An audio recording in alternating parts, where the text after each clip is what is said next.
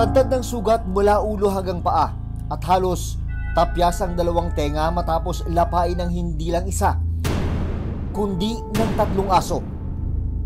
Ito ang kalunos-lunos na sinapit ng 3 taong gulang na si Sheila mula Samar.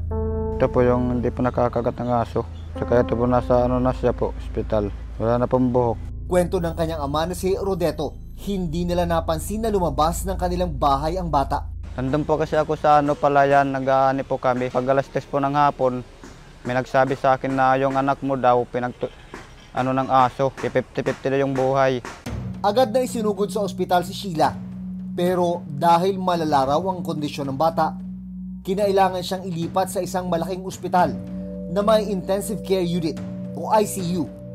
Si Bebe, wala pa pong malay. Saka hindi pa nakaano yung mata, hindi na po nagsasalita. Sakit kasi yung nararamdaman niya, hindi namin kaya. Yung nangyari kay Baby. Ito po yung protosan po para sugat sa puwit ni Baby. Agad siyang tinurukan ng anti-rabies vaccine. Kinakailangan ding sumailalim sa operasyon si Sheila. Yung tenga po, wala na po natira. Saka yung pit po, kita po yung buto. Ang problema, kulang ang panustos nila sa gastos sa ospital. Wala po kami may tutulong sa amin, wala kami makakain dito po. Kasi wala po kaming pera po. Ilang araw matapos mangyari ang insidente, binalikan ng mga kaanak ni na Rodeto ang sinasabing lugar kung saan nakagat ng mga aso si Sheila. Yun yung aso. Pero ang mas ikinagulat nila, Pado ni Sheila and mga dugo, may mga buhok pa. sinubukan naming kunan ng panayam ang may-ari ng mga aso na nakakagat kay Sheila. Yan po bang aso nyo ay nakakagat na dati? Hindi po. Yung palang pangyayari yan. Sa ngayon, patuloy pa rin minomonitor ng kanilang barangay ang mga asong nakakagat sa bata kung magpapakita sila ng senyales ng rabies. Mang Ronnie, kumusta yung aso nyo ngayon? Siyempre, inoobserbahan din yan. Hanggang hanggang 14 days. Nagkaroon din ng kasunduan ang Calbiga Police Station, kina Rodeto at ang may-ari ng mga aso. Ang kasunduan nyo ba'y tutulong kayo o sasagutin nyo lahat ng gastusin? Tutulong lang po. Di ba pag may mga insidente na nakakagat ng aso, yung lahat ng yung pagpapagamot nung nakagat, sinasagot nung may-ari ng aso? Pag mayroon ako pang pera. Paniniguro ng barangay na patuloy silang magbabantay para hindi na maulit ang nangyari kay Sheila. May campaign drive talaga yung DA na yun nga, anti-rabies. Tapos nagkakal na nga sila yung mga stray dog. Iniikot sila sa mga barangay. Yung mga walang nag-aalaga, yung mga sa pakalat-kalat lang na hinuhuli nila. You have to understand the behavior of the dogs, lalo na yung mga nakakawala. So when they see something na feeling nila a threat to the territory na binabantayan nila, ganun ang automatically ang magiging response nila. Pero sa ilang pagkakataon, mismong mga tao ang gumagawa ng karahasan sa mga hayop. Pasado alas 5 ng umaga nito lang March 17, nahagip ng closed-circuit television o CCTV ang isang golden retriever na aso na umakyat sa bubong ng isang bahay sa Camarines Sur. Ilang sandali pa, isang lalaking may dalang pamalo ang makikitang humahabol na sa aso. Makailang ulit niyang tinangkang hampasin ang aso. Hindi na nahagip sa video ang mga sumunod na pangyayari. Ang aso sa video na kinilalang si Kilua, na alaga ni na Vina Arasas, hinahanap na raw nila nung umagang yon. Mga alas 6 po ng umaga, nagising po ako, wala po si Kilua sa tabi ko. Kasi po, tabi po kaming natutulog niyan. So, bale mga around 6 a.m. po, hinahanap po namin siya, nag-ikot-ikot po kami ng bahay. Makalipas lang ang ilang oras, nakita nila ang isang sako na nasa bakuran ng isang residente sa kanilang lugar. Siyempre, nakasako na ta. Tinigbak na lang mo. Pasiguro magkamitan ko na nga ni mga nagbibisyo. Iya ako. Burang sa to, so iba pang 1,000 Kaya, alangan man po noon man na mo. Nang buksan ito, dito na tumambad kina Vina ang duguan at wala ng buhay ni si Kilua. Araw po nga diya. Araw po nga din nangyari. Kami po, ginibusan naman ng muso. Obligasyon na mo. Nang tanungin kung sino ang pumatay sa alaga, umamin ang lalaki sa video. Isa'y po nagtigbak. Kami po. Isa'y. Siyempre ako, saka darwang nagpatabang po ako. Sabi naman na mukha, gata talagang tuwala. Depensa ng suspect. Yung aso, tumawid doon. Nung nakita kami, yung inaano ko yung matanda, bumalik. Talagang ako naman sinakmal. Buti na lang, dito lang yung tama ko. Kasi nangaano na siya ng tao eh. Sa isang video, bago matagpo ang patay ang aso, makikitang tila may hinahabol itong tao. Nakakaawa talaga kaya maintindihan namin yung sentimento ng mga netizens na galit talaga.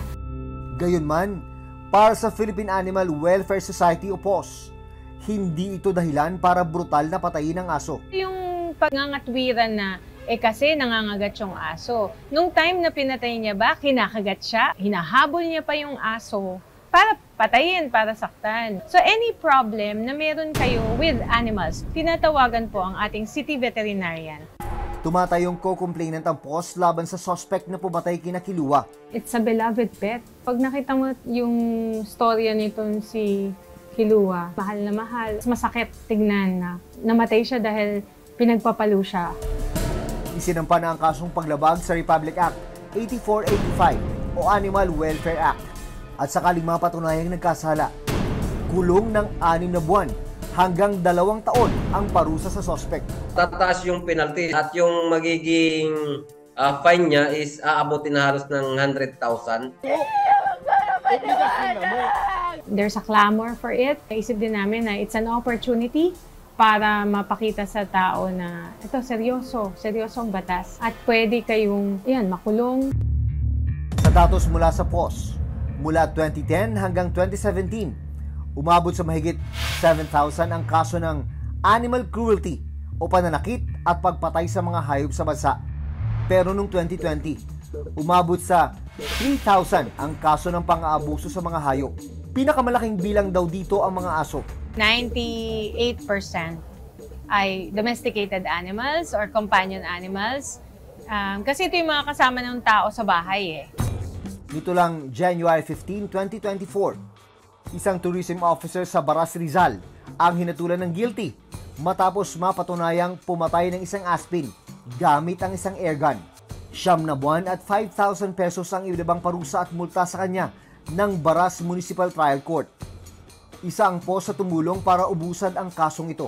Matagal na to, siguro mga 3 years ago. Kaya siya desidido kasi napakayabang nung pumatay. Kung naingayan siya sa aso at pumasok daw sa property niya, therefore may karapatan na siya. So sabi namin hindi tama iyon, seryoso ang batas ng animal welfare. Pero 2 linggo matapos mahatulan ng guilty, nakalaya ang suspect matapos makapagpiyansa ng 5,000 pesos. Nito lang Martes, ipinagdiwang ni Sheila ang kanyang 3 kaarawan sa ospital habang patuloy na ginagamot at inoobserbahan. Oo din na mama. Inihahanda na rin siya para sa kanyang nalalapit na operasyon. Pero kinakailangan pa rin nila ng tulong pinansyal para sa tuluyang paggaling ng bata. Sana pagalingon na lang siya agad ni Lord. Yung baby sugat, hindi siya pahirapan ng sakit.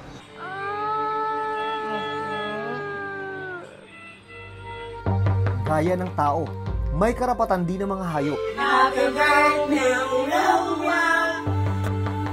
Kaya mahalagang paigtingin palalo ang pagpapatupad ng batas laban sa sinumang gumawa ng pang-aabuso sa kanila. Pero mahalaga rin na maging responsible pet owner ang bawat isa para masigurong walang sinuman, mapatao man o hayop, ang mapahamak. Okay na.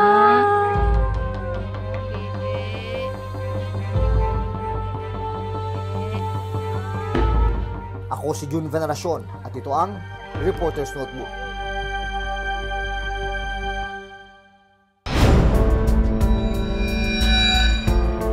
Kamakailan lang, nag-viral online ang isang resort na itinayo sa Chocolate Hills. Legal ba ang pagtatayo ng istruktura sa loob mismo ng isang protected area? May swimming pool na may slide, cottages at mga kwarto. Ito ang Captain's Peak Garden and Resort na matatagpuan sa Sagbayan, Bohol. Pero ang kakaiba sa resort, nakatayo ito mismo sa gitna ng Chocolate Hills. Sabi ng Department of Environment and Natural Resources o DENR, 2007 nang makakuha ng titulo sa lugar ang may-ari ng resort. Mas nauna ito bago ideklarang protected area ang Chocolate Hills noong 2018. Nakakuha raw ang resort ng clearance mula sa Protected Areas Management Board o PAMB para makapagpatayo ng commercial area. Sa loob po ng isang protected area, there are what we call a strict protection zone and a multiple use zone. This particular area where Captain's Peak is declared as a multi-use zone. 2019 nang makakuha naman ang resort ng business permit mula sa lokal na pamahalaan ng Sagbayan. Ang problema, sabi ng DENR, sa dalawang pagkakataon na na-issuehan ng Captain's Peak Garden and Resort ng PAMB Resolution noong 2018 at 2022, wala itong nakuhang Environmental Compliance Certificate o ECC. The fact na nagtayo po sila, much more na nag-ooperate sila without an ECC is already a violation. So they are in continuous violation right now. Aminado ang resort na wala silang ECC. Wala mo may problema na mo nga wala ni isisi. Isod lagi ning ignorante kay taba. Magkuan og business mo na nay lesson to learn. So atay mahimo ato dyan ang paningkamutan nga i-comply. Ang tanong, paano nabigyan ng resort ng business permit ng LGU kung wala itong ECC? Pagkaintindi po namin, when there is a PAMB resolution or clearance, that's it. Dahil sa kawalan ng ECC, September 2023, nag-issue ang Provincial Environment and Natural Resources Office o PENRO Bohol sa resort ng Notice of Violation.